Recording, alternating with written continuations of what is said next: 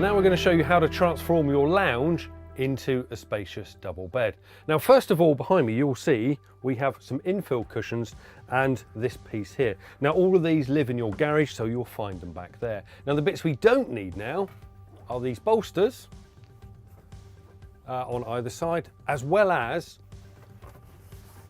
this piece that is directly behind the passenger seat. So with the infill cushions and this piece from the garage and those surplus cushions removed, we're now ready to assemble the bed. So the next step is to drop this electric table down to bed height, which will be about here. My glamorous assistant is doing that as we speak.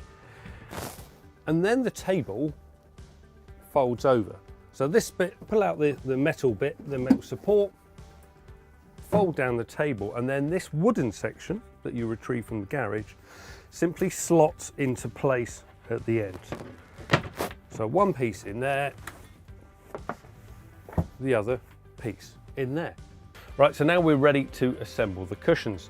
Now the important thing to remember, and which makes life a lot easier, is that these base units stay exactly where they are, and that's for both sides. So all we do is we'll take the backrest and we'll just put them out of the way for the minute, as well as these infill cushions, and then we just slide the base units against the wall.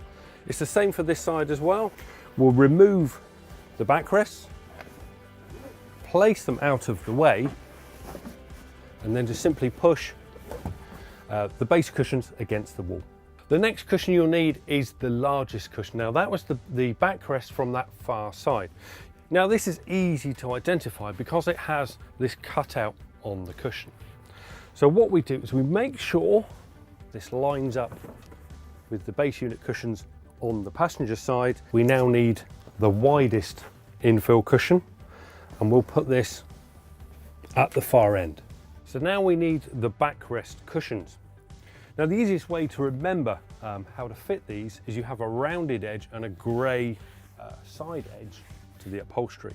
So the rounded edge will go towards the cab and this grey edge against the base unit cushions on the driver's side. So you put the first one in place, then we need the second widest infill cushion, and this one will simply slot in the gap here, and then we take the final backrest cushion. Again, rounded edge goes towards the kitchen, grey edge towards the base unit cushion, and that simply slots into place.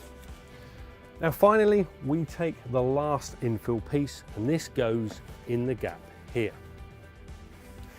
And with all the cushions in place, you're ready for a comfortable night's sleep on your double bed.